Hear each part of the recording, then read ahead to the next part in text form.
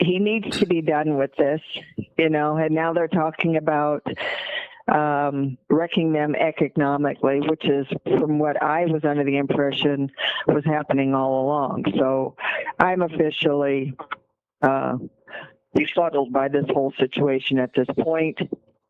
And, I don't care what he does. He just needs to do what he's going to do and be done with it, because this is just getting stupid crazy now. Anybody else want to pop in on that topic? Other than to say I agree with Dorsey 100%. Okay, Gil, you have to get closer to your phone. Sorry, I have nothing other to say than I agree with Dorsey on this 100%. He needs to do his business or get off the pot. Yes. Yeah, feces or get off the pot. Okay, just to be clear, are we talking about Iran? Yes. Yeah. Yes. Go ahead, Frank. No, I don't think there's much to be said. I mean, we've been in South Korea how long? I don't know. Over 50 years? Oh, gosh. Yeah, no, longer than that. I was going to say, my dad 50 served years. over there. We was in, what, 52? 58. I think we went in okay, 58. All right.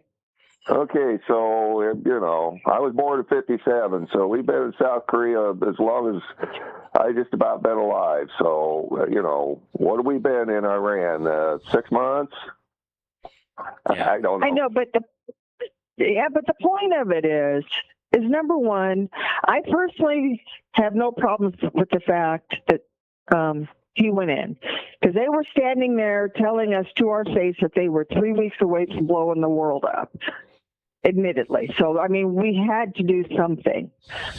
My angst in all of this, and you guys gave me a lot of Hades for this. Yes, a lot of grief about this when I said he needs to be one and done.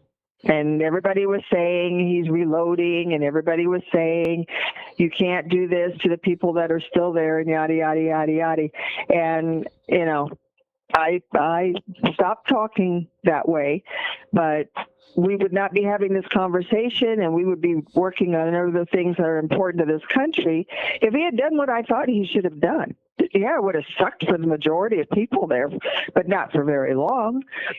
And, we would have had the money to go in and help them rebuild instead of doing this loop that we are just continuously doing. It makes no sense to me. Okay, so my question would be, short of a nuclear missile, what, in your estimation, should he do? Because... he should... Go ahead. No, I should have let you finish. Go ahead. No, go ahead. My personal opinion is that they should have gone in there and taken out everybody that they needed to take out covertly, which I am not very much under the impression that they did. They got the guys that they thought would look nice and shiny to catch for the American public, but I don't think they caught the true crazies, and got rid of that whole thing. And does anybody know how much of the Revolutionary Guard has been taken out? I do not. Brad? I have no idea. Brad, would you have any comment on that? I don't have any access to numbers. If I did, I wouldn't share them. And I think that you'd have to kill us. No, but right. I think part of the political problem is that when they decapitated the leadership, they were too successful and didn't have a plan to who they would like to see in place. So now you have 50 different people that are partially in control, but nobody is in complete control. So you can get half of them to do one thing, and the other half are like, "No, we're not doing it." So they need a true person in charge that can make agreements. Because from sitting on the outside, having part of the information that is publicly known, you are looking at people trying to work their way through this. And the timeline, if you look at because Frank was mentioning Korea, we're still in Germany. We're still in Japan, and that was in the 40s. That was a decade before Korea. So actually, I was in the 30s. So, well, American intervention and enter into World War II and the end of the war was in. Oh, yeah, you're right. But yeah. But part of it is there's too much information being put out there, so people know more. Like in truth, it's kind of like watching the stock market. You're in trouble if you're watching the details, because everything's moving up and down, back and forth, and you're almost better off not paying attention until it is important to actually look. And I have a quick question. If you're not actually in the negotiations, you're just getting mad. My problem is the people that are supporting Iran inside our own country, just because they're wanting to make the political climate in the United States more difficult for the president. So that's my take. Larry, do you have any? I think Steve was going to. Gil, I think Steve had a question. Or was it Gil? Yeah, I had a question. I just wanted to check with you guys if you'd heard anything like what I overheard as I was eavesdropping on a conversation the other day, that I overheard someone say, well, the thing that doesn't help us at all is the guy that is nominally in charge is even more anti-American than the one that we killed. Yeah, Ayatollah. Yeah. Yeah, I've not heard that. You have? No, I have not. Okay, I have not, no. Has anybody heard, the last thing I heard was Trump was going to declare the strait American territory and rename it? Yes, I heard that. I did hear that, yes. Yeah, that was a troll, by the way. Yeah, I think. I mean, but liberals lost their minds over it, so I guess it worked. It worked. Is it possible that we have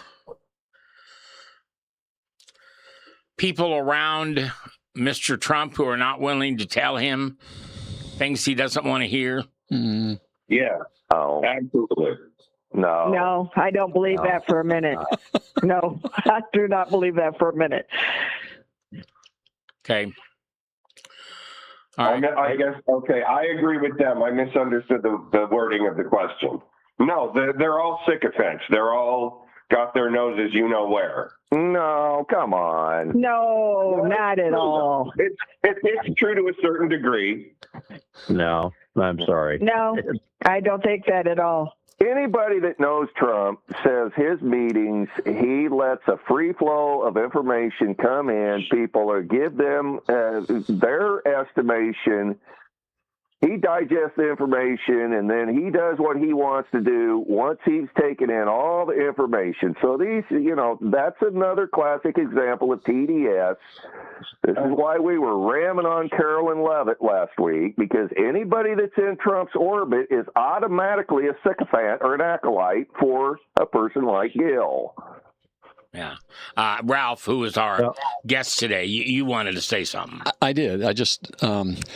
I think if we sit back just for a minute and think about this, I think from the Iranian perspective, I think they see Trump as a one-off. For the past 40 years, not a single president has stood up against them like Trump has. And so in the short period of time that he's had, they've gotten to the point where they realize, okay, so maybe we just wait him out. So yes, he's taken out the military. Yes, he's done all that damage, but we still have not surrendered. We just wait for him to no longer be in office if we can hold out that long.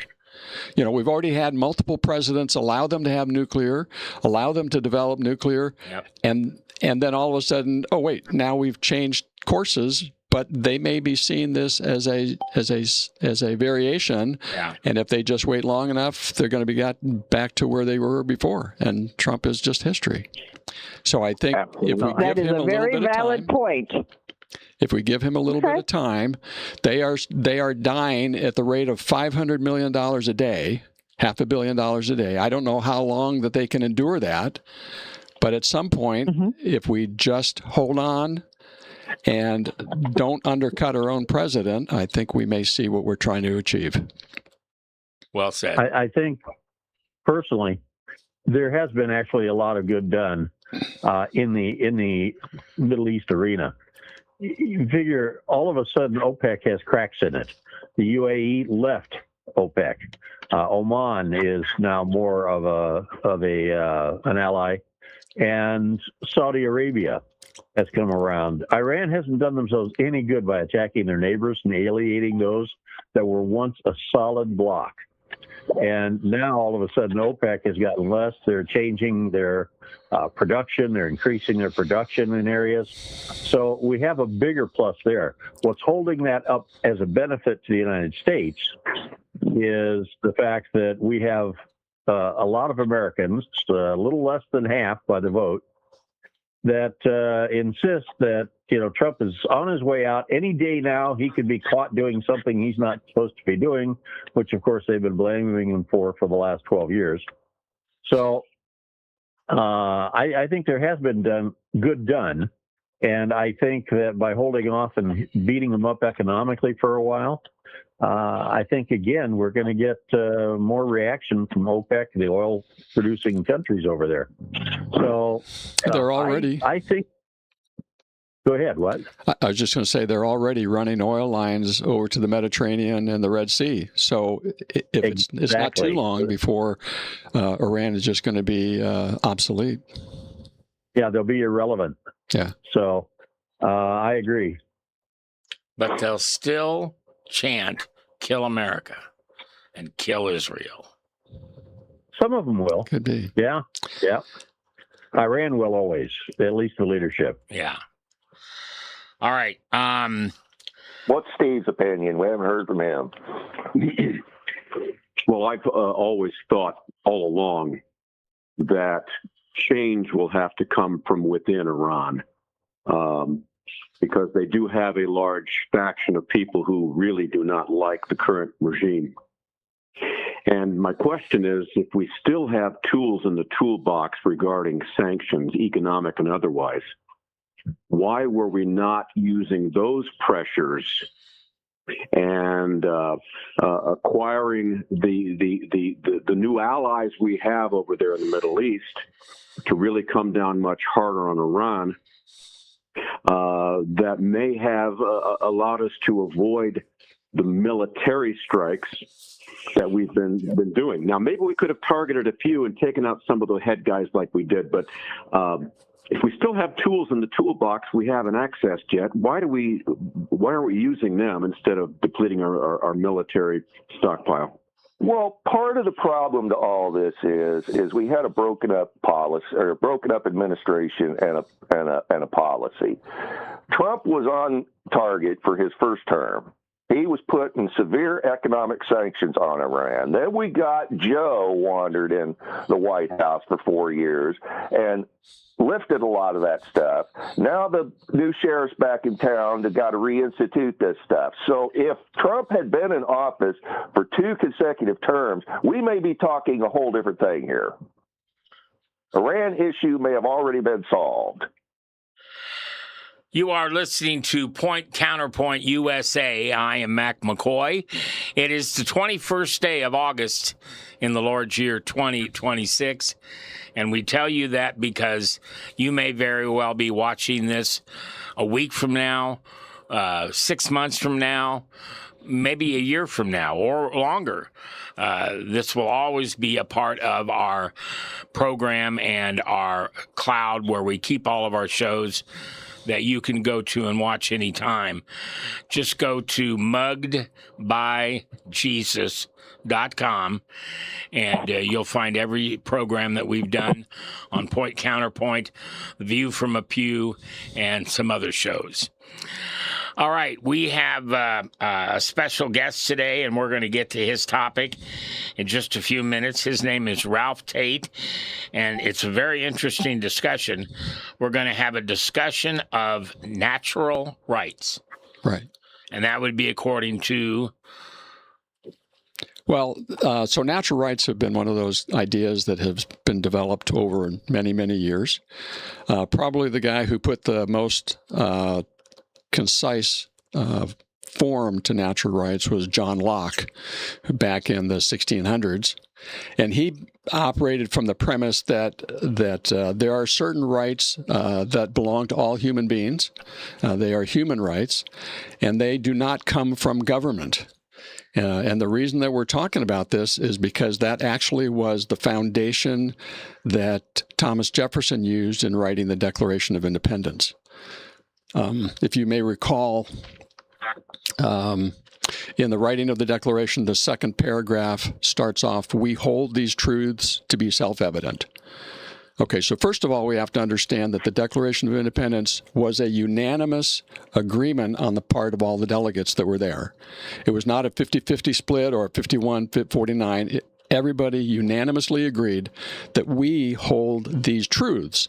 So these were not ideas, these were not notions, these were not concepts, these were truths, absolute, moral, immutable truths that they held to be self-evident. So we don't have to go through a bit justification or explanation that these natural rights that we have, John Locke refers to them as absolute and self-evident. Now, when I was talking to somebody last night on the phone about this, I got something wrong on this. I thought this was a part of the Bill of Rights. Or No. Constitution. No. No, it's not. It's No. part of...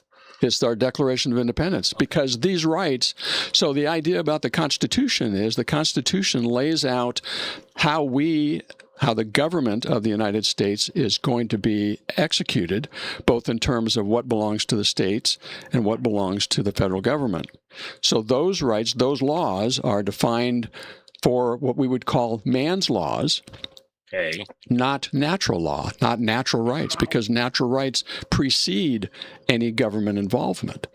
So when we talk about these natural rights that we hold, these are unalienable rights, that among these are life, liberty, and the pursuit of happiness. Those rights do not come from government. Therefore, we will not see them in the Constitution, because the Constitution defines what the government rights are. These, being natural rights, are rights that precede that. These are rights that, and this is the point, these are rights the government does not have the right to take away. So when we talk about the unalienable right of life, that is a right that the government cannot take away. And how have we, as a government, taken those rights away? So, 1973, Roe versus Wade. Okay. They divined out of the Constitution. The Constitution gave them the right for women to have abortions, and the federal government, the federal law, supported women having abortions. And you would claim that that is not true.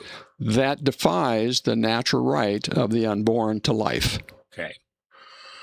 All right. Does everybody on the panel today have an idea of the direction we're going with this conversation? This is... No. No? I do not know. Okay. That's Dorsey. Okay. So maybe Yes. Yes, explain it. that's the verse. Okay. So when we talk about... That's guilty. I'm sorry? I'm chiming in to say that, yes, I understand where this conversation is going. Okay.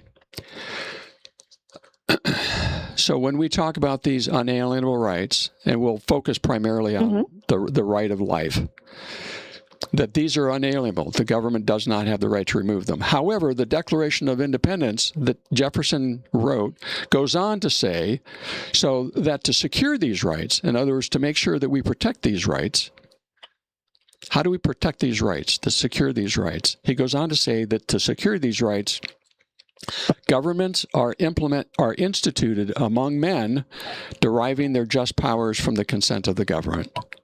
So the government does not have the right to take them away. The government's right or responsibility is to secure the rights, to protect the rights for their citizens. And that's the difference. And therefore, there would be no abortions available? That's correct. Okay. Would we have... Okay, so I kind of disagree with this premise. And the reason why I say that is because the government has the right to execute people who have violated laws that have been contrary to the government. That is correct. As well. And I agree with that, Dorsey. So explain to me. Okay. So explain to me how that would be different. Please. Let me ask you then. So yes. What criminal activity did a preborn child do or accomplish that warranted their execution? Nothing. Nothing. Exactly. But here's the but in it. Society wants to protect the rapist, but kill the result of the rape. So the child, again, what crime did the child commit? Nothing. Okay, so we are taking the innocent party and punishing the innocent party for the crime of the guilty. Help me understand how that works. Well, because what I'm hearing you say, and please correct me if I'm wrong, and please understand that I do not believe in abortion as well. Okay, just to make that clear. Sure. But you're saying basically that everybody has a right to exist on the planet. Period. Full stop. And I think what the better explanation in my head would be that persons who are executed by the government provided cause. Sure, and I agree with that. And I agree with that. All right, and that I can live with. The government goes on to define. So if you have committed a heinous crime, then the government has the authority and has the right to terminate your life simply because of the crime that you committed, and then we call those capital punishment. This natural right to life is not a get out of jail free card simply because it's a natural right. Because you have now violated the law, you have broken the law to such a heinous degree that you have now have to pay the penalty for that. So we are not talking about those who are guilty of a crime getting off. We are talking about those who are not guilty of a crime having to suffer the penalty of someone else's decision. Let me see if I can connect. Let me see if I can connect some dots here. From my understanding, human rights is based in natural law. Correct. Natural law is based on Greek philosophy. The Greeks' morality is based on fallen human nature. So therefore, law must be based on the demands of nature. So natural law is antithetical to the Word of God. See, here's the problem. The Word of God is the basis for every right we have, period, full stop. Has nothing to do with natural law, has nothing to do with human rights. But since our society doesn't want to base things on natural law, or base things on God's word, when God's word is introduced into something, then they start trying to make it fit or reject it out of natural law. So some things included in natural law, like you're advocating, is absolutely right. We have the absolute right to life, period. God gave it. It's not granted to us by natural law or human rights. It's granted to us by God. But see, this is the result of mixing God's word with human. And see, here's the kick in all of it. God is in nature, but nature is not God. That's correct. So we can't totally rely on natural law and nature to dictate to us our rights. And any government or constitution should be solely responsible for the protection of those God-given rights. They're inalienable. So all of that, most of that I agree with. So let me again go back to the Declaration of Independence. Okay, before you do that, sure. I would like to make sure that Steve and Larry and Brad get a comment here before we continue down this road. Okay. And I specifically would like to hear from Steve first. Oh, I'll have something to say. I'm enjoying the discussion so far and where it's taking us, and I'll have something to say as the. Well, I know you have to jump away early to have do something for your mom, so just make sure you give yourself enough time. You bet. You got it. Okay, and now you, Larry. Ralph, it's good to have you on the show. Thank you. We're here. I understood you were here to kind of play devil's advocate for you. Sure. So regardless of whether we agree with you or not, throwing some. Well, and I do agree with you. However, I'm not the guy that you're going to have to convince. There's going to be a lot of people on the other side of the aisle and people with different. Right. So what I'm looking at is when I hear the natural right. The Native Americans had the idea of natural rights. I mean, and we were the invaders. But we played by the same rules as the Native Americans did. And the Native American had a simple rule. You can take what you're strong enough to take, keep what you're strong enough to keep. And those are the rules we played by, and that's, quote, natural law. But when we start talking about natural law, and saying that natural law says that everyone has the right to life, unborn or whatever, and that the government shouldn't be able to dictate that, and then say, well, the government says you should die because you committed a heinous crime, you have a contradiction there. All right. So if in one hand it's the government should not be able to suggest life or death, then they shouldn't also be able to give the death penalty. Now, again, it's not that I agree with either of those, but that's an argument that can be gleaned from the whole thing. Okay. But that would be a misunderstanding of what it is actually being said. Because when you forfeit your life when you violate another's rights. But you forfeit your life according to whom? But if you murder somebody, then you violated another person's rights, and that is why we need a government to enforce the laws that protect one another. Because people are inherently evil. We're sinners. We're all sinners, and you cannot deny that if you violate, like, your rights end at my nose. So you can say what you want, but if you punch me, then everything has changed. So the child in the womb has not hurt anybody. They are still sinless, or not sinless. That'll take us down a wrong path. But your rights. They have not violated any laws. But you can surrender them.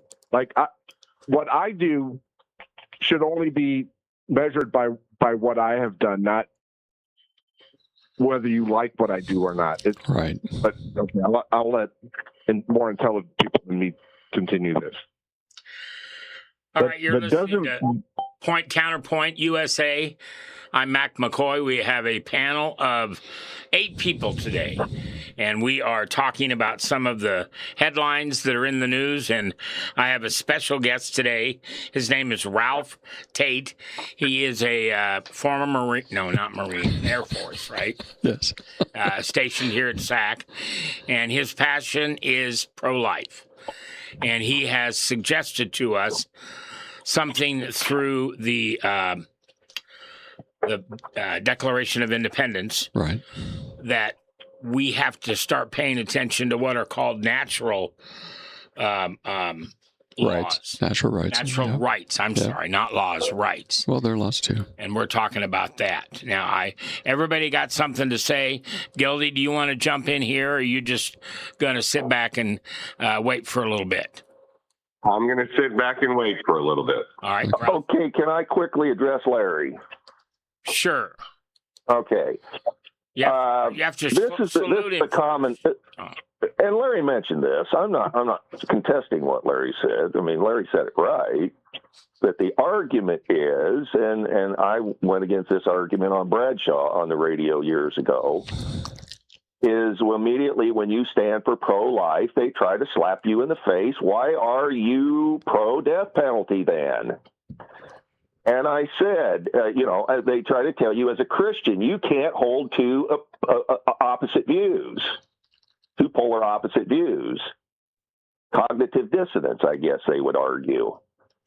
And I respond, oh, really? Jesus died the death penalty, and the two men who were surrounding him died the death penalty, and he did not commute either's sentence. So again, the Bible is full of the results and the consequences of sin. The wages of sin is death.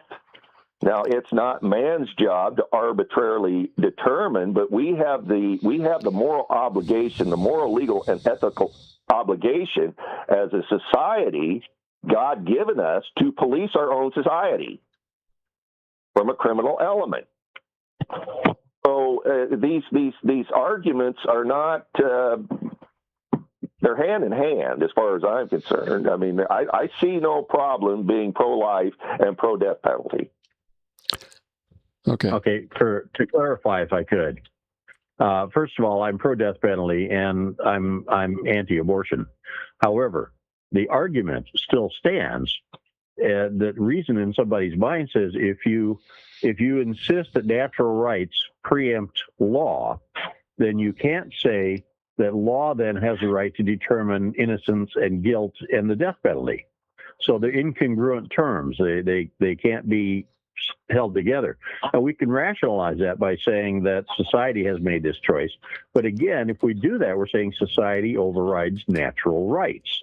So, and I'm anti-abortion and pro-death penalty, but there's the argument that they make, and that argument in their mind, you're not going to overcome it unless you can somehow bring those two together and say, okay, this is the reasoning behind it. So let me make a comparison. I think what we're talking, so let's talk about laws from a concept of both either natural or man-made. Speed limits are man-made law. You can drive 50 miles an hour, you can drive 100 miles an hour, but it's still a man-made law that if you violate that, you can get pulled over for a ticket. Natural laws are like gravity. So you can think that you can deny that, you can try and break it, but the reality is that gravity will always work whether you want it to or not. So yes, we have what we call natural laws, and I'm not sure who made the comment that it is not the same as that it somehow is contradictory to Scripture. I'm not sure that that's true, because I think John Locke did a lot to integrate not only the Greek philosophy but also the thinking and the philosophy that went on since that time to come up with this concept of how that they were merged. Because when Jefferson writes the Declaration, he specifically states that all men are created equal, that they are endowed by their Creator with certain inalienable rights. So he recognizes that those rights come from God. They are not just arbitrarily, they have a divine origin to them. Now, having established that those are true, that's where we begin, I think that is not a stretch to say now when we establish government and we establish the laws that the government works on, that is not to say that the government cannot now define that there are crimes that are heinous enough that they are worthy of taking a human life. The fact that you have this unalienable right to life doesn't mean that is an in perpetuity, so I can continue to do what I want to do, whenever I want to do it, where I want to do it, and no one can prevent me from doing that. That would simply be anarchy. So the purpose of government is to secure these rights and to protect these rights, not only your right to life, but also your neighbor's right to life. So I think that's how I square that circle. Your freedom to extend your fist ends where my nose begins. Sure. But underpinning this whole argument is man's free will. Yeah. See, the stars are in place because of the trees grow, the flowers are here. They obey laws of God, laws of nature also, only what they're programmed to do. You know, water, sunlight, I grow. The planets obey the laws of God. The only, animals are they have a, what's the terminology? I'm not thinking of it. It's they mate and they eat due to their, I can't think of the terminology. Man is the only creature out here who has a free right. Exercises free will. To exercise his free will to accept or reject. So I can say, interesting you brought up gravity. I can say, well, I'm going to defy gravity. I'm going to jump off a 30-story building today, and I'm going to defy gravity. You can do that. And gravity's going to win every time. That's correct. So that's what always kills you is the sudden stop at the end. Yeah, exactly. So here's where my concern becomes more relevant, I think, today. We have basically told our culture, we have convinced ourselves for the past almost over 50 years that taking an unborn life is okay, that there's no moral implication, that it's not to be worried about, and so we can just do it. And I think that that's where we are talking about innocent life and the recognition that life begins at conception, that these are human beings that we are dealing with, and that we don't have that right to, again, specifically take innocent human life. They have not committed a crime. It is not their fault whether they were born however they were born. It's not their fault. And so for us to inflict a punishment on the innocent party rather than the guilty party, I think is morally wrong. And so we need to come back to an understanding of what it is that we think is morally right and help people understand that this is a moral issue, not simply a matter of convenience. But an animal operates from instinct is the word I was trying to think of there. Instinctive. But if the phraseology was these infants are created in the womb in the image of God, then that would be a little bit more of a hard stop for people to deny. But of course, they're going to deny God. So we can't force the belief in God down anyone's throat in a free society. Okay. Because we have not got to the point yet where we've legislated the first 4 tablets on the 10 Commandments, which is moral law. We've legislated the second 6 as civil law, but we're probably headed towards legislating the first 4 eventually, the way the world is going, but we haven't arrived there yet. But these infants. Okay, go ahead. If I can interject with all of this, I think the premise of this whole conversation is that people are making women, whoever, are making these decisions based on convenience or morality or immorality, okay? And it's one thing to have a certain belief system where you feel that it's wrong. It's another thing to be in a situation of where you're having to take care of a human being that you're not getting any help with, whatever the case may be. So, I mean, to me, in my head, having known women who have done this and having had to make the decisions myself that I've had to do, I didn't have to, and I did have them, but the children, not the abortion.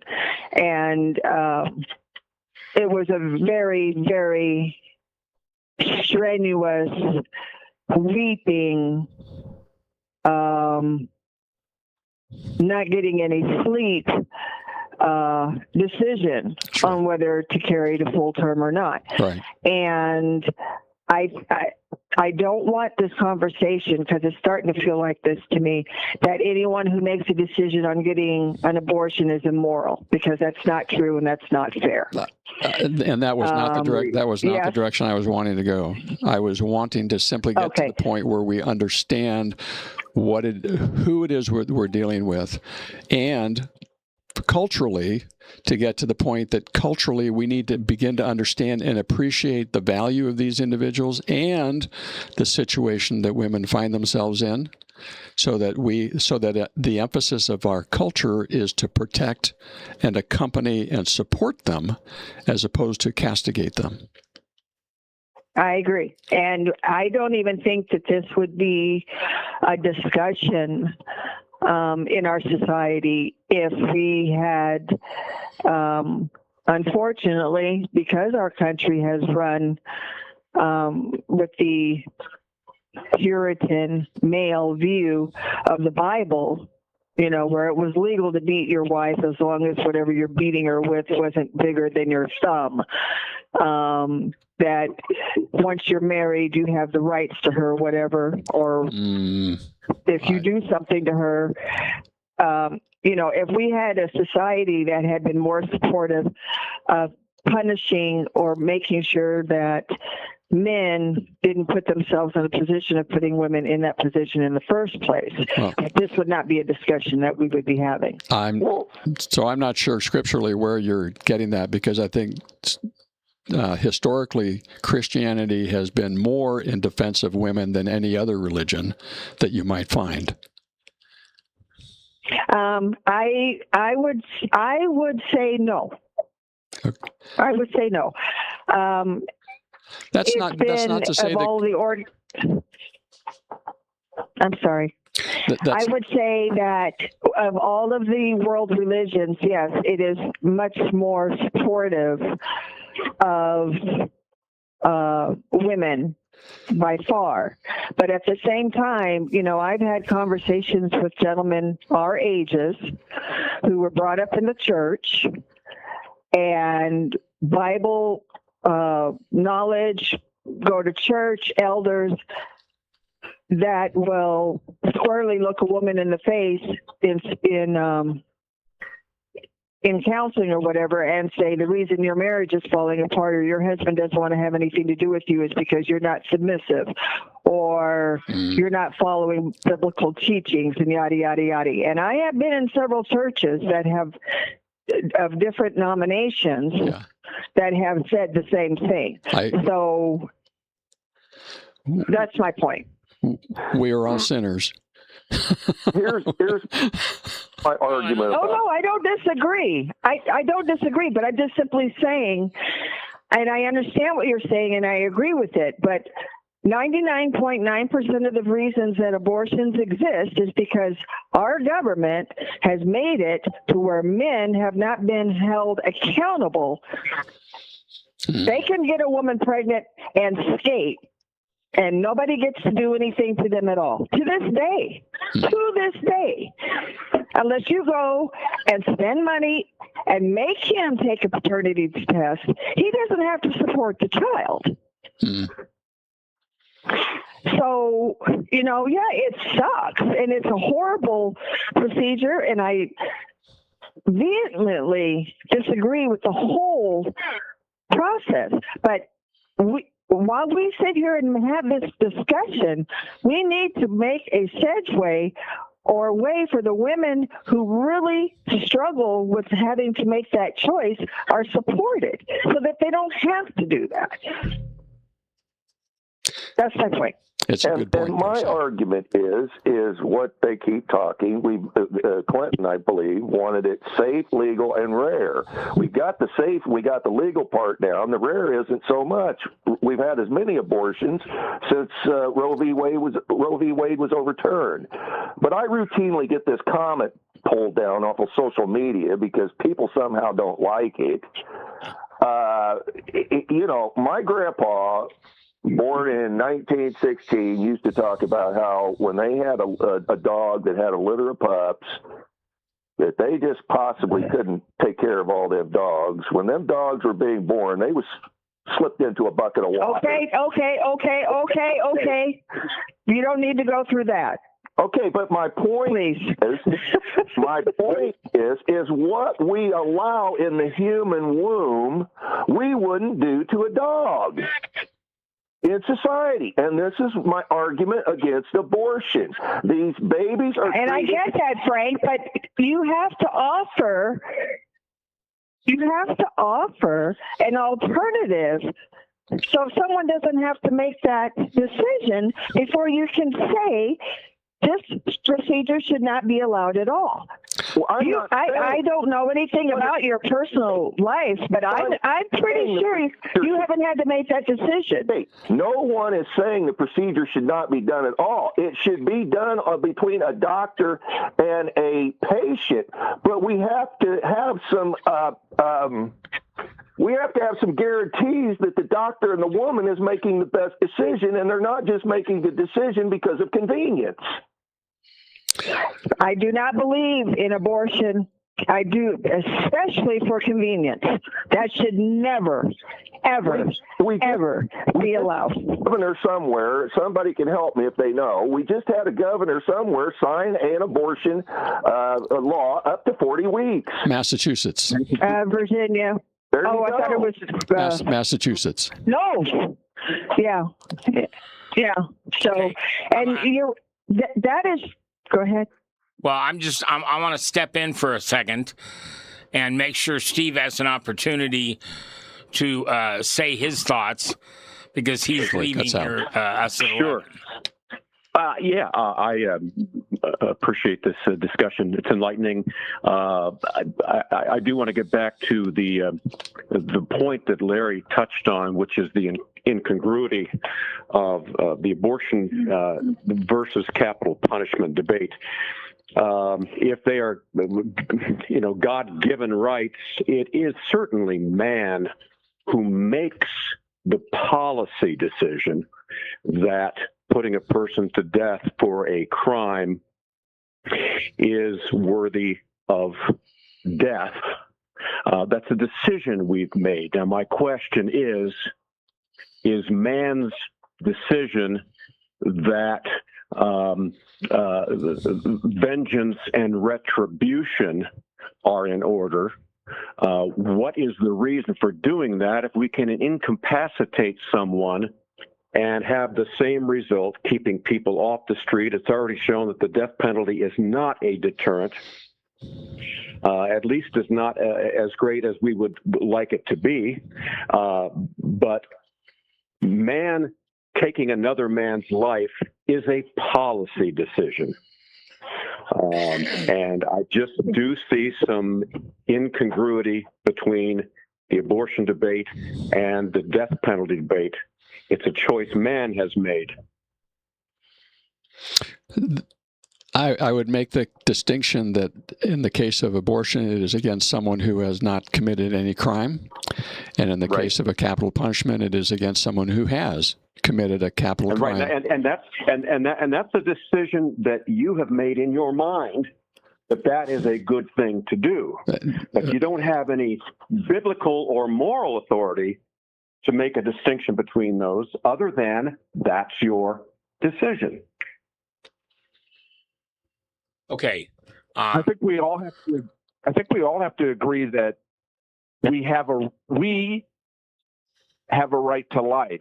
If you don't believe you have a right to life, then you're troubling, and I can no longer value your opinion, because that's the first foundation. That's the first block of everything we want to build in a culture society.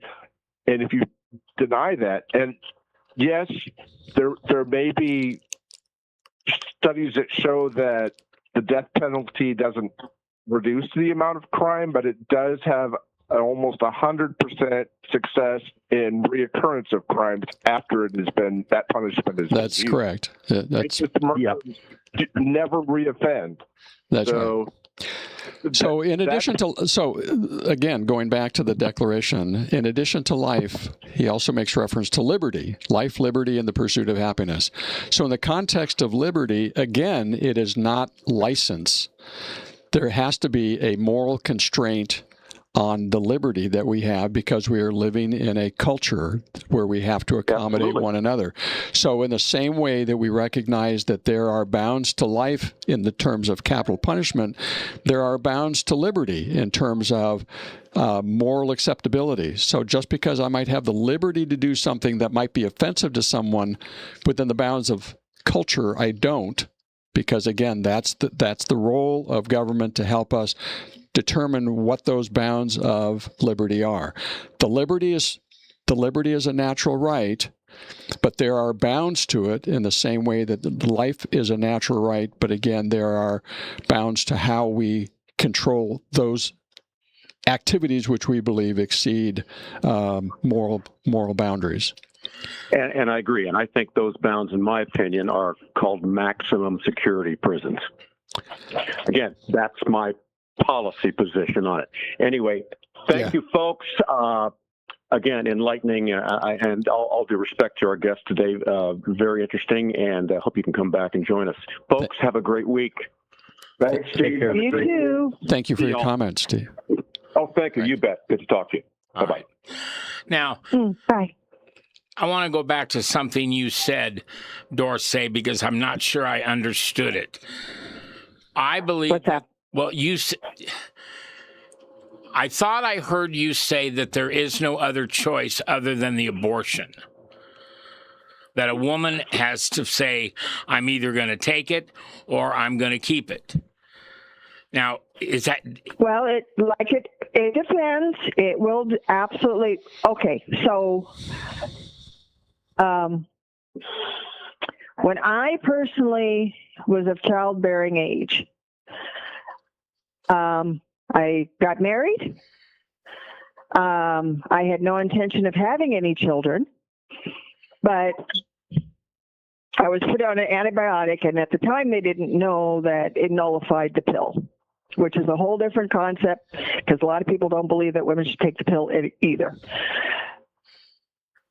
So I got pregnant. Well, at the fourth month, I was having issues keeping the child. So I actually had to go on bed rest for the duration of the pregnancy. Now, this was 1980 and 1982. I had the issues with both the children. Mm-hmm. My point is, I was married. I had made the decision that once we started having children, I was going to be stay at home, and that was fine. Had I been single, I may have had to make that choice of having an abortion. Because if you can't work, you can't pay your rent. You can't eat. Sure. They didn't have any programs installed at that time to help single women who were pregnant that would not be able to necessarily carry their children to full term. Okay. Back then, it was legal to fire a woman from a job if she was pregnant. You guys forget about all of this stuff. Our society has never been set up to support a woman outside of the previews of being in a marital situation. Would adoption have been an option for you? No, the baby wasn't done cooking yet. I meant at the end of your pregnancy, would you have been willing to adopt it to another family? No. My whole decision was I was going to keep the child, right? Okay. And that's why I was bedridden. Yeah. But what I'm saying is I had someone who was working outside the home that allowed me to make that decision. Sure. So if I had it by myself, for medical reasons, yes, you were not able. For medical reasons, you were not able to work during your pregnancy, and your point is that that situation, a woman who is not married would have been in a difficult strait. Correct. Yeah. Absolutely correct. Life is hard. Now, life is hard. Well, yeah, and, so I get that. Yeah. I want to acknowledge the fact that I recognized and I understand the dilemma that would have been. Did your situation kind of involve your life? I mean, you were kind of life of the mother situation, weren't you? I'm sorry, what was that? Weren't you kind of in a situation that potentially life of the mother was involved? Yes. Yes. So those are situations. Yes. This is the only option, the only exception there should be to abortion. It's you can swing your fist wildly in the air, but your right to do that stops where my nose starts. Okay. So I know, but but the issue is that under doctor's care and under great sacrifice, I was able to carry the child to term, right? So that's where everybody gets stuck. Life of the mother, what does that entail? Well, that is what does that entail? That's determined by the doctor and the woman, but we have to have confidence that it's not it's not a selective, it's not an option. I'm going to abort this child because it's a girl. I'm going to abort this child because it's a boy. I mean, sex. Oh, no, I get that. Okay, so there should be no exception for rape. There should be no exception for incest. The only exception that there should be to abortion is life of the mother, period. Now, you get some people on the hard right who won't acknowledge that. And I know one of them because I was on the radio with one of them. And the guy would say, well, most women would choose their child's life over their own. Well, maybe most women. And that is true. Most women. And that is true. Most women would, but that doesn't mean that we should ban the exception for life of the mother, because again, at some point, you have a right to life. That child has a right to life. And whose right's going to be the most dominant? The one that's already here, in my opinion. Under that circumstance, abortion can be allowed, but we have to have confidence in society that this is what's happening, and we don't.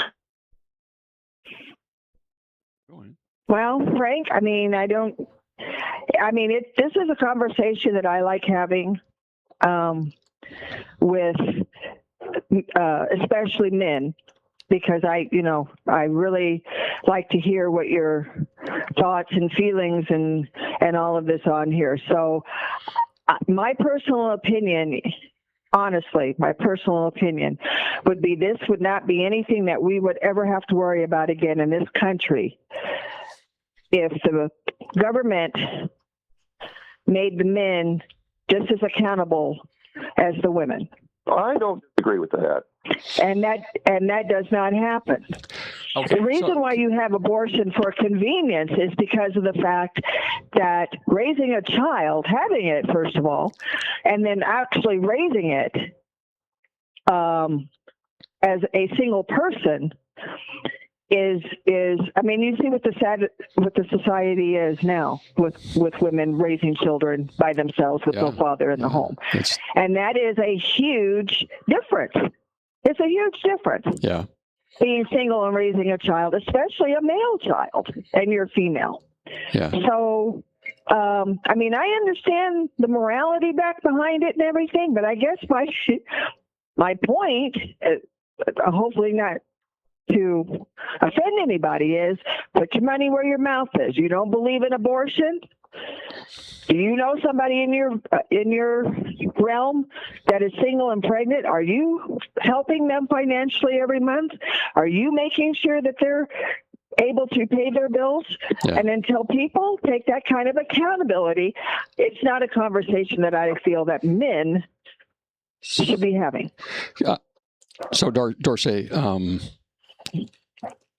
fundamentally, I agree with you in the sense that we have a responsibility to put our efforts where our philosophy is.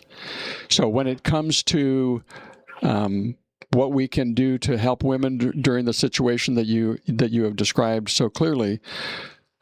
My suggestion is that rather than look to the government for that, I would rather look to our churches and the communities and the congregations that are associated with those churches. Where are the churches who are willing to walk along with that woman not only during that time, but also following that time, following the birth? And if she decides to keep it, or she decides to give it up to abortion, where's that group? And it would primarily probably be women who would be helping her during that time, helping her figure out what life is about, helping her figure out where she's going to go from now. But rather than always looking to the government, because the government comes down with very heavy hands and it does not have fine motor skills. But we get a much more very well put. We get a much more selective and effective impact, I think, if we look to churches to help with that situation. And so we have. I don't disagree. And we have organizations in town who help with pregnancies. We have organizations in town who help with various stages. And so the idea is trying to figure out how we bring those resources together. Okay, let me throw an idea in. First, I want to let everybody know that this show is being recorded live on the 21st day of August in 2026. It's called Point Counterpoint USA, and there are a panel of, today there are 8 of us. Well, we lost Steve, so 7. Who get together every Friday and determine what are the big 6 topics of the day. And today we're talking a little bit about having a discussion on natural rights that comes from the Declaration of Independence, the right to live and the right to prosper and the right to have life and the right to enjoy it. Now, I just want to throw something on the table here. So if a woman chooses to keep the baby but needs assistance, why can't the government require the father to give a DNA test, and if he is the father, then he gets hit with child support? Why can't we do that? They do have that. Some right. states do that. Some states do that. But the thing is that it can be. The government makes it very, very difficult to not be married in order to have children. So right now, in Nebraska anyway, they're telling men, or they're getting ready to, I don't know if it actually passed or not, that if you have a child out of wedlock and you are behind on your payments, they're going to take your passport. And they're going to take your driver's license. And I love it. Well, I absolutely love it. There's that whole fine motor skills reference that our guest made. Right. Sometimes the government needs to learn they don't have to drive a thumbtack with a sledgehammer. There are other ways, and there are other arguments against that particular law that speak to 2 things. One, the removal of your liberty, which is, as we've agreed, is a natural law, and removing their driver's license and their passport is quite obviously an example of removing your liberty and your freedom of movement. No. You don't have the right to have a driver's license. You earn that every time you get behind the wheel. Okay. We're splitting hairs here, but okay, I'll take that as a given.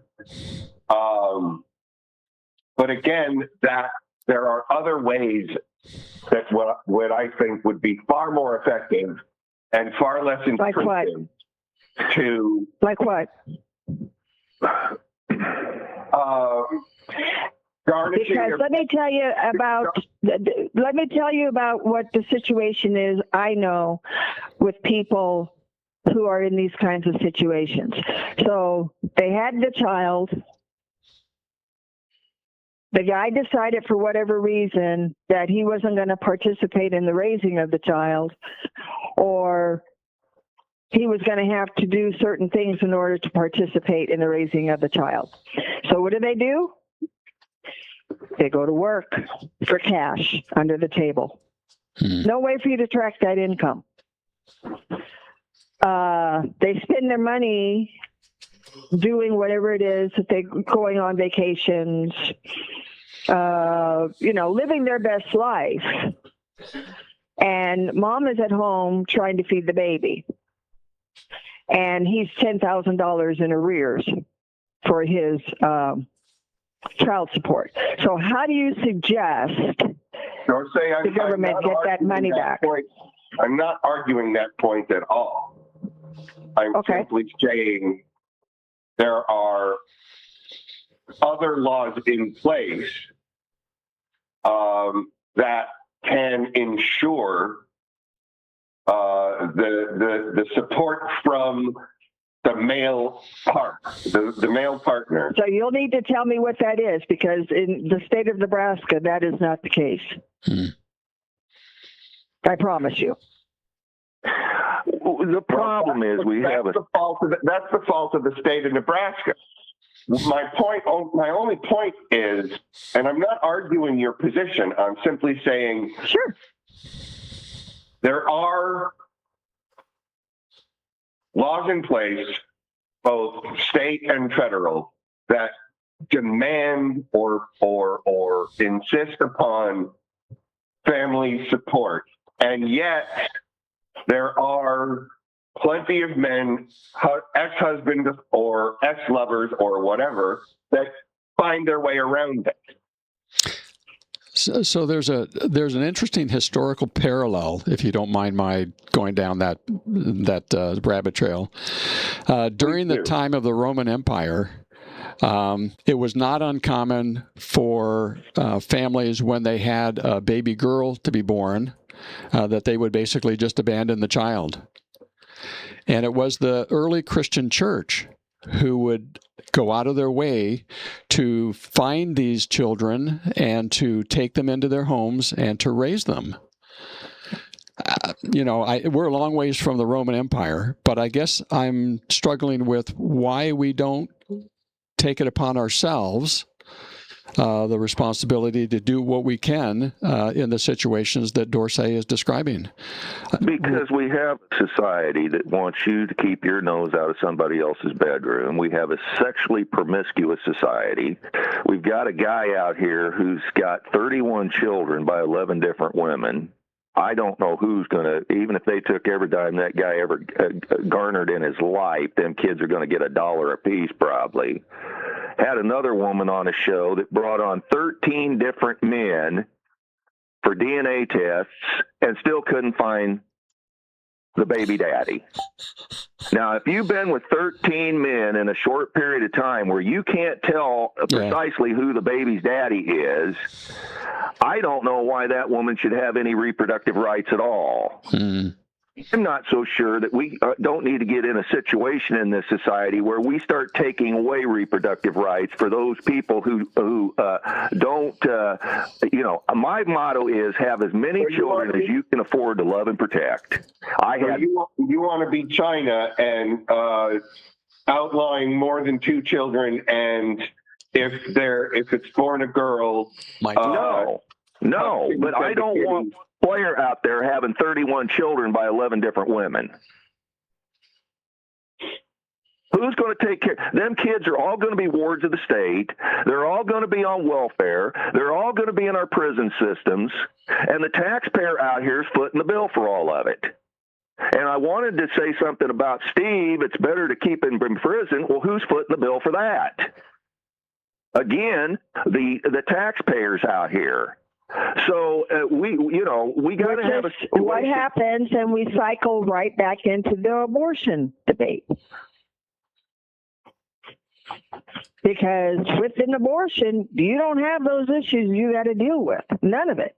Well, the problem is, I agree with that to a point, but we cannot. No, I'm just simply saying that's how this whole thing starts in the first place. We cannot use abortion as birth control. Abortion has to be taken off the table as a method of birth control, making abortion a contraceptive. It's not a contraceptive. I understand that, and I agree with you. But what I am trying to tell you is, because of the fact that the responsible parties on both ends are not participating in what is supposedly the societal laws on raising children correctly, you can't just dump it all on the mom and expect everything to turn out okay. I'm suggesting a man. I'm suggesting right. a man. So what I'm saying, that's why we even have the abortion the process in the first place, because women don't want 9 times out of 10 to be in a situation of feeding the prison system, of being on welfare, on 20 different whatever, and that is a personal standard on how a lot of people get in those situations. But I'm just simply saying everything that you're citing that irritates you and irritates me as well is why abortion exists in the first place. I understand that, but I'm suggesting that a man who has 31 kids by 11 different women should lose his right to procreate. If that's too harsh, some people that's going to be too harsh. But we have to have some standards in this country that's not tolerable. Yeah, I don't disagree. I think we need to be just as hard on men as we are on women. So I'm with you, Dorsey. What if I'm Mac? I'm back here. We're on Point Counterpoint on this 21st day of August.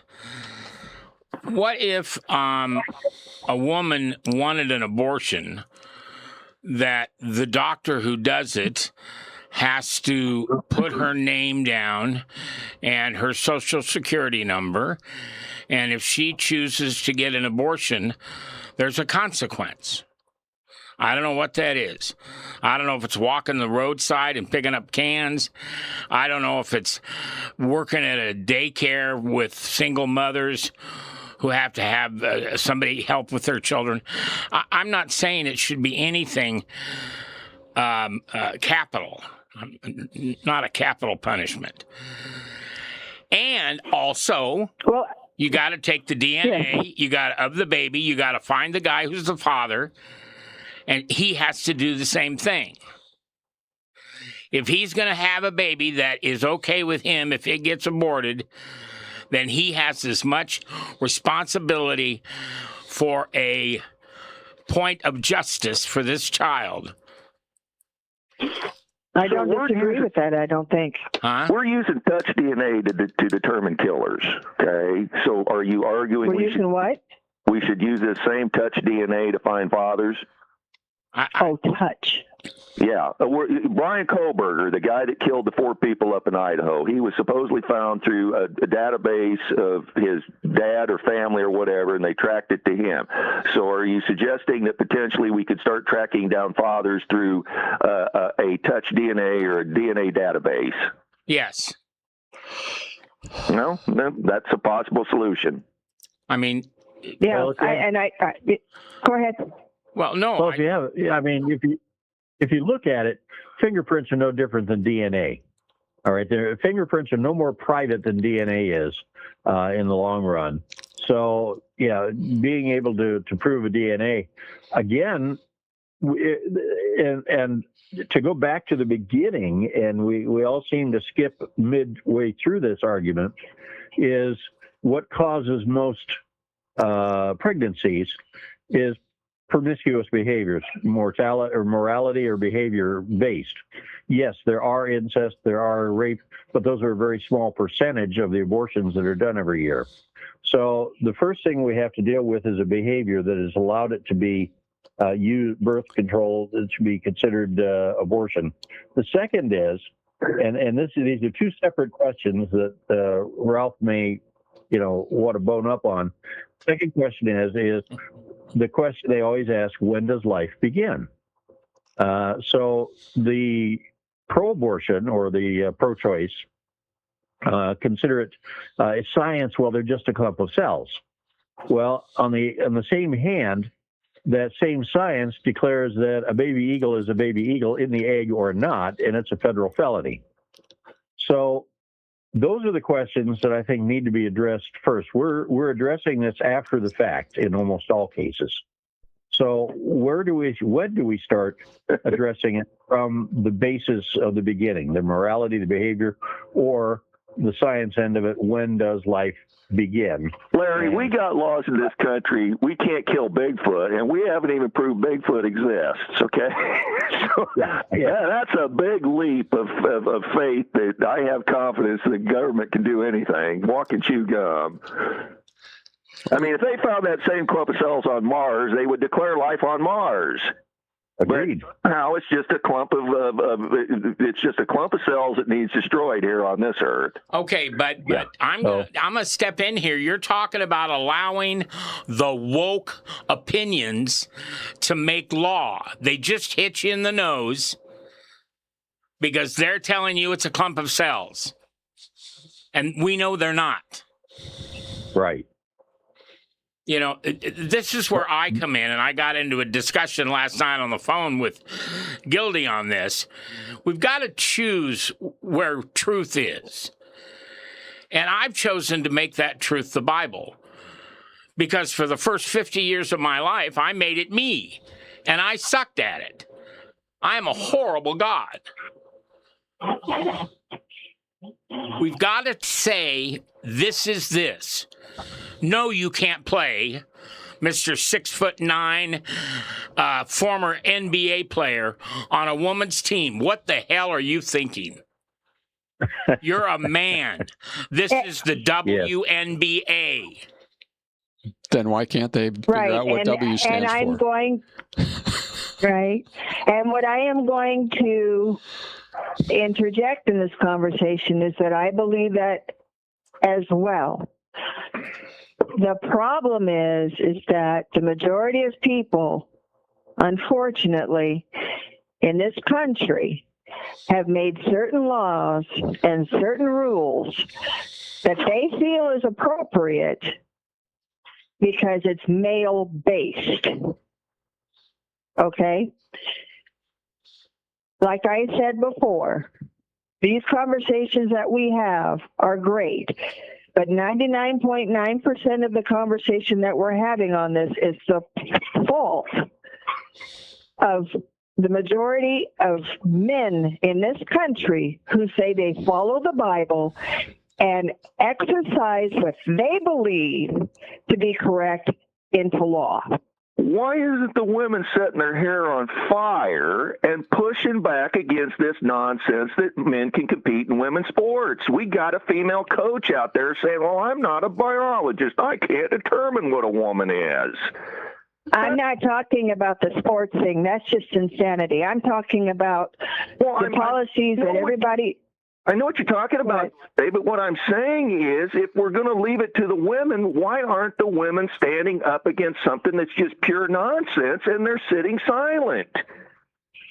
So I'm not sure what women that you're talking to. Well, we've got a coach. But the women... But, okay, so we all know that the media is going to present whomever is out there being crazy to support what they feel is appropriate, okay? I know women, and I am one of the women a part of this, and I wish a man would come into a restroom that I'm in and tell me that he's female. Because when he walks out, he will be female. He does not need to be in my space. Okay? I was referring And to every female I know knows that men do not belong in women's spaces. And we are very vocal about it. You're not going to hear that because it does not advance the way that certain people in this country want the country to go. Caitlin Clark is being assault and batteried every night on a basketball court, and I don't follow it that much. I just see the highlights of it. She's being having assault and battery committed on her on a nightly basis, and her Indiana Fever coach basically don't know what a woman is. First off, why is she a female basketball coach if she don't know what a woman is? And is she willing to embrace LeBron James coming over and playing for the Indiana Fever? See, this is what I'm saying.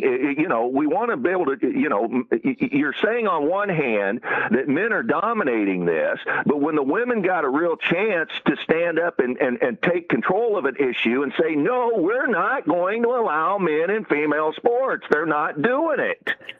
Because their natural nurturing instinct is protection of the life in the womb, and somehow they've transferred that over to social issues like this nonsense of gender.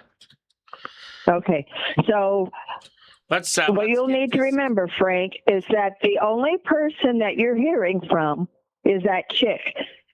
Okay, nobody has interviewed any of the other coaches or any of the other players, because they don't want to be in that.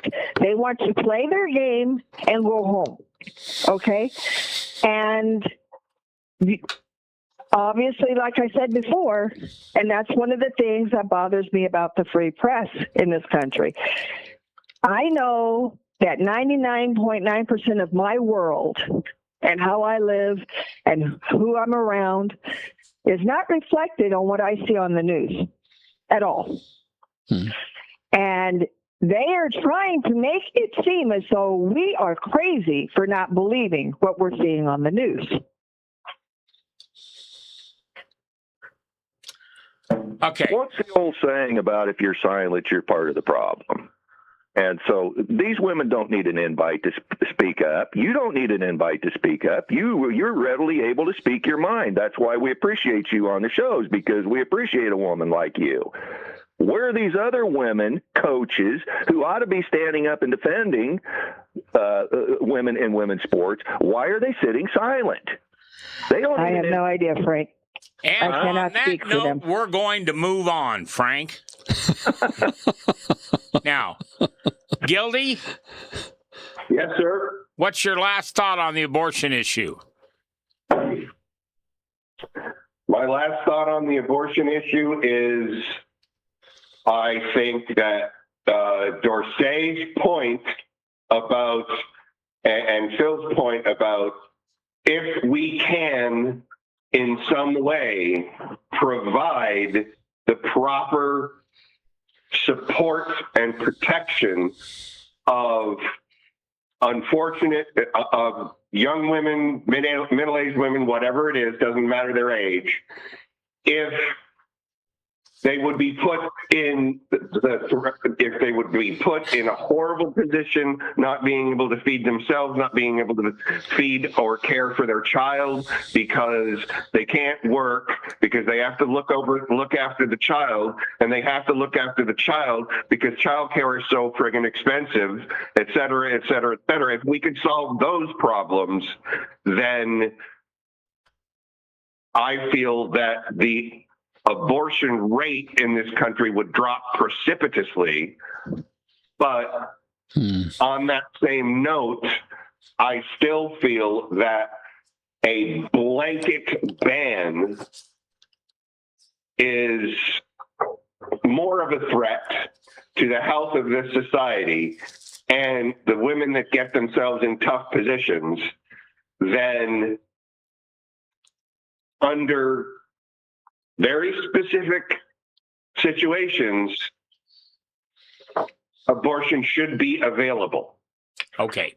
Now, I would make it available in a few more of those positions than the rest of you, but I still say more social programs And here we go into the money thing, where I'm going to get yelled at for that probably.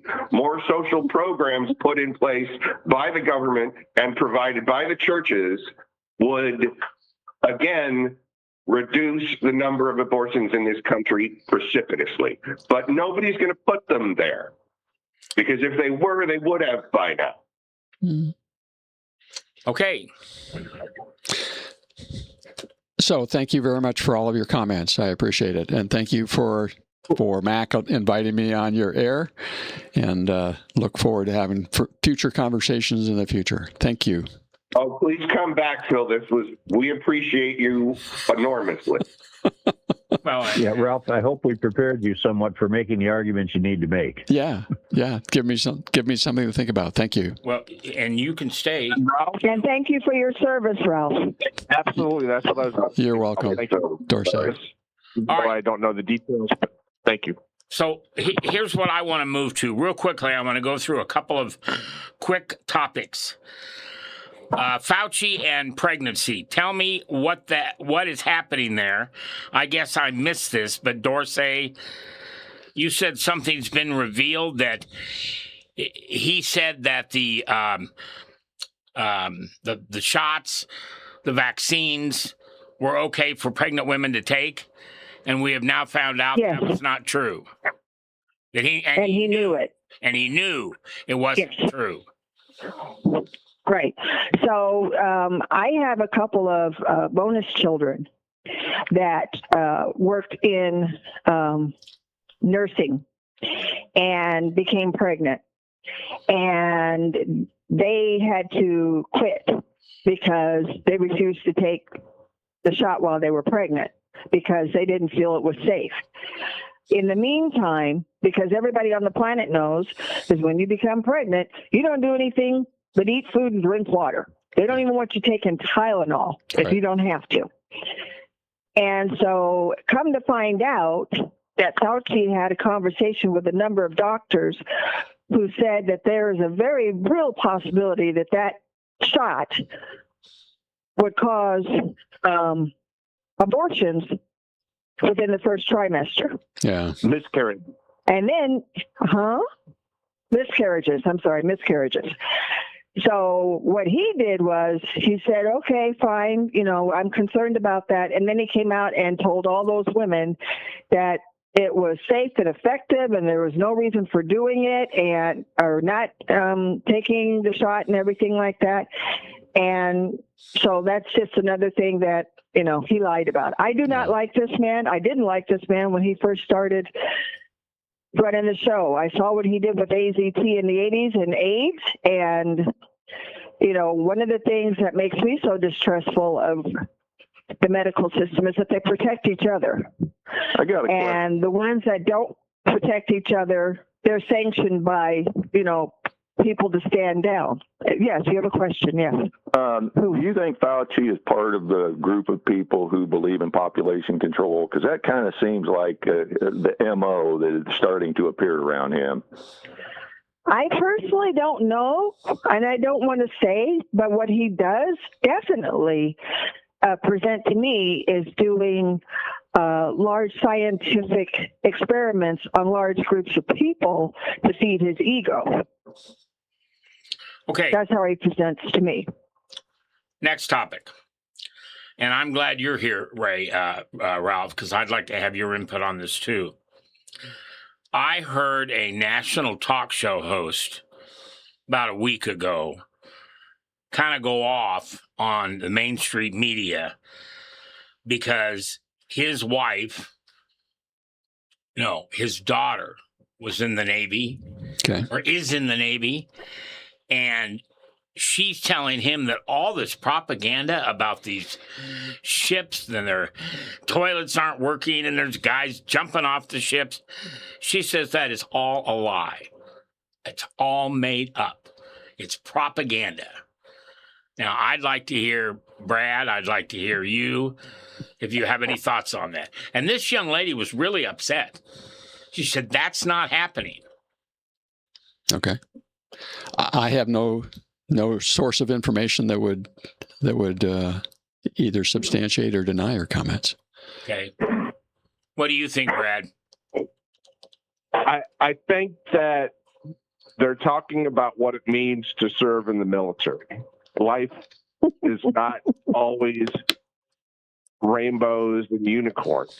You're not eating lobster and steak all the time. Part of the reason why, and it wasn't too long ago that they were upset that members of the military were being given food like lobster and steak for one meal a month. You can't have it both ways, even though the progressive left loves to do that.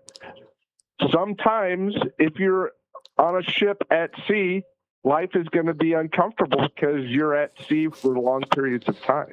Yeah. So, yeah. The sailors complaining, I would like them to have spent the time when I was in a tent and it's 40 below zero with the wind chill, and the daily highs were negative single-digit numbers. That's the high for the day, and we're sleeping in tents, living in that for weeks at a time. So the hardships that those sailors are, and compared to a civilian, it would be a hardship, but that's part of why you go through training to deal with that uncomfortable part of your life. Well, and to add to that too, Mac. Okay, so we all know that I live part-time in Puerto Vallarta. February 25th of 2026, the cartels had a little bit of a problem with the people because the United States government took their number 2 dude and killed him down here. He had a place down here. He died in custody. So they started setting things on fire, very specific things. They didn't harm any civilians at all. However, if you go and Google this whole event on Google, you will see where they supposedly were setting fire to airplanes on the tarmac here in Puerto Vallarta. And it was all AI generated. Oh, wow. Yeah. And you'll still see that to this day. It was not true. Nothing was remotely even like that. I was here watching it off my terrace. But, you know, once people make a certain statement, and there's a certain phenomenon behind this, I forget what it is, but Larry's real smart about that stuff. Once you present something as fact, even though it isn't, people just make the assumption that it is. Who? Well, hold on. But so who are those people? It's human nature, I think, is what she's saying. It's just, right. It's just human nature to do that. And somebody wants to start crap. Well, and the whole thing in here, and I complain a lot about President Trump on this show, and I have the right to loathe him for what comes out of his mouth. But see, now they're telling him, see, this is just another thing Trump's doing. He's letting our sailors go out there and they're sick and they're committing suicide and their families are miserable and they've been out 200 and some days. Once again, I just get tired of who those people are TDS. I really don't know the truth and I don't want to know the truth. And ICE was making people drink out of toilets in the first term. Yeah. According to AOC. Yeah. Never happened. No. Anyway. All right. We're going to do the topic on the cancer next week because Steve had to take off. So the only 2 topics we've got left is the Texas primary, what's going on there, and then the FBI in Swalwell, and then we'll try to get out of here a little bit before noon. So let's start out with the Texas primary. Who brought that up, and what's going on there? I guess they're starting to struggle, which surprised me to no end, with a lot of progressives in the newly redrawn district. And I believe one of them actually beat out an incumbent. Yeah. Am I wrong on that? Am I right? I'm wrong? I think you're right on I that. think you're right. Okay. So, myself personally was trying to figure out, especially with Texas, how that would even happen. I don't know.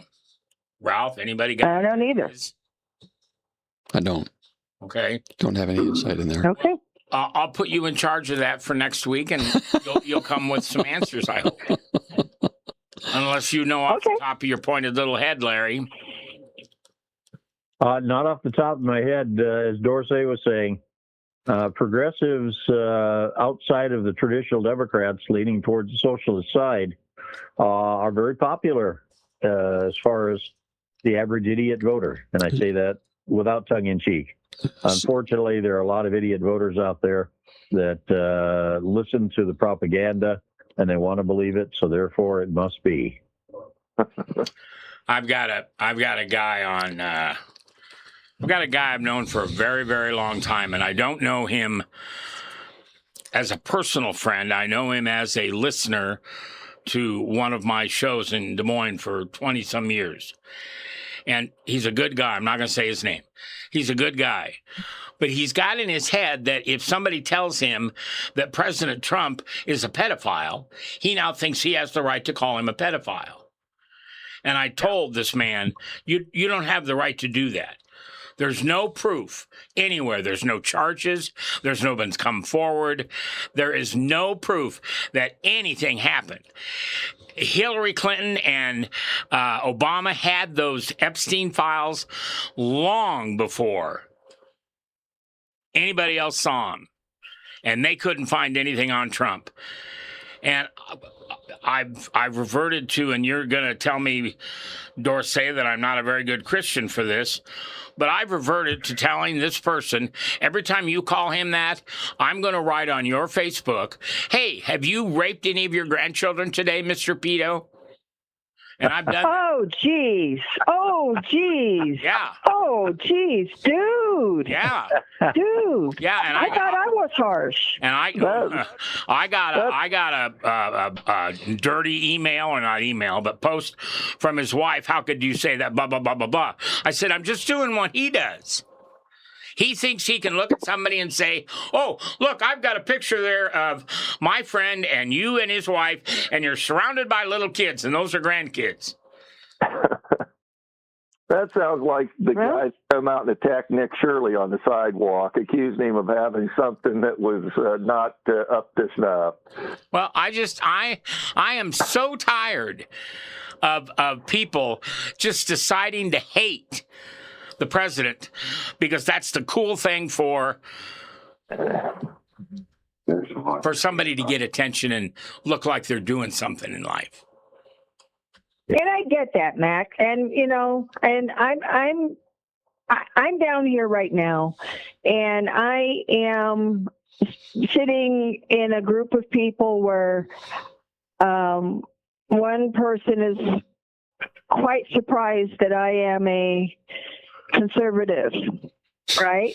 And, there's nothing that Trump has done except for the border and yada, yada, yada, yada. And the conversations that I have with this person is we are going to agree to disagree, because you cannot argue with someone who has seized on ideas that have been proven to be false, but they still choose to keep that belief system in their head. It's like trying to argue with somebody who is a manic depressive or who is schizophrenic. There's no conversation to be had there except pure frustration on your part, because they're never going to see your side of it. Well, isn't this where, and I'm going to do this a little tongue-in-cheek, isn't this where we are taught in the book, the Bible, arm for an arm, eye for an eye, tooth for a tooth? No. What? No. I don't think so, no. No. We're not taught No, that? I don't think so. Then why is it in there? That was Old Testament. You're missing the rest of it, though, that in that saying, if you do that, then we all end up blind and without And hands. toothless. So it's not And toothless, yes. Well, my question is about Texas. Does anybody think Puerto Rico's got a snowball chance in heck to beat Ken Paxton? And there's a story about $1,000 pin. If anybody knows that, I'd like to hear that. Boy, I hope not. I hope not. Any $1,000 pin that's nagging Paxton, or is that just media propaganda? Frank, $1,000 what? $1,000 pin, PEN. Okay, what he? I don't know. I'm just wondering. Does anybody know the story? No. No, I've never heard. Nope, I do not know anything about that. Okay. Nope. The only thing I know about the Texas primaries is that Jasmine Crockett and Al Green will not be Yay. in the next set of. Well, here's the thing about that, though. Yeah, they're not there, but compared to the people that they're trying to elect, I want them back. You know, at least they weren't pushing this crazy. I don't ever remember hearing either one of them saying that a man was a woman. I don't remember them ever putting through any legislation saying that. Go ahead. What? Well, neither one of them I actually ever put any legislation through, and I don't think the people that beat them out are well. Crockett was running for Senate, I believe, and Right. Yes. and I think she had more of a chance actually than Tallarico, because the more that becomes a parent of his philosophies to Texans, Right. the polls right now are useless and not even worth tracking, because most people aren't even paying attention. And I do not see Texans getting on his bandwagon once his actual words are known to them, because we're still in August and it's not till November, and the majority of people, this group excluded, are not paying attention to any of these things yet. And the problem that Tallarico has is what Tallarico has said. His own words are why he will not be able to flourish in Texas politics, because I would hope. I would hope too. So did you guys? When they offer my shoulder, running in New York, he would be the front runner and would win. Texas and New York are two different worlds and two different populations. Even with the mass exodus from blue states and cities to Texas and Tennessee and places like that, people are not going to embrace his philosophy. He sounds good on paper. He's a white male Christian pastor, but the problem is that as soon as you scratch the surface, all those positives become negatives for him. Yeah. So did you guys hear about and I should have written this down, but I forgot about it. The company that did polls, and they were a big deal, and they did the polls in LA. And after everything was over with, they announced this week that everything that they had published about who was going to win was fabricated. Interesting. Yeah, and they said it was a societal experiment. So they put all of those people in LA and California in power over stuff that wasn't even true. They made everything up, and they actually ceased to exist as a company this week. So now you can't even believe the polls, which we knew anyway. Yeah, but I mean, that was huge. Yeah, well, right. I've never been a poll person. Yeah, never. Just I'm telling you, I lived in the polls world of broadcast for many years. Polls are jack. Okay, sure. Right. Yeah. They're just Yeah. I'd like. malarkey. Can I take a moment? I'd like to leave the group today with a quote, my very own quote. I thought you were going to sing. No, I don't. Well, I do that, but not in this case. If you like, I can sing the quote. This is giving fake news to a liberal is like giving a hammer to an idiot and telling him to go fix a window.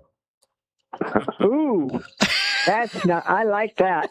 Write that down. Say it again. I got to write it the down. Larry original. Say it again. That's I the got to Larry write it original. down. Okay. Giving fake news to a liberal Fake is like giving a hammer to an idiot and telling him to go fix the window. I hope everybody's writing. Well, actually, why don't you just send it in an email? Well, it's in the recording, Oh, but yeah. I can do that too. All right, kids. Thank you very much. We will do the show as usual next Friday.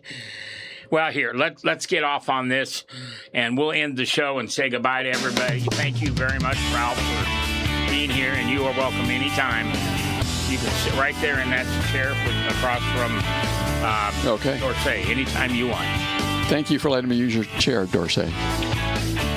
You're welcome. Thanks for keeping it warm. Thanks for listening to Point Counterpoint here on webcast1live.com.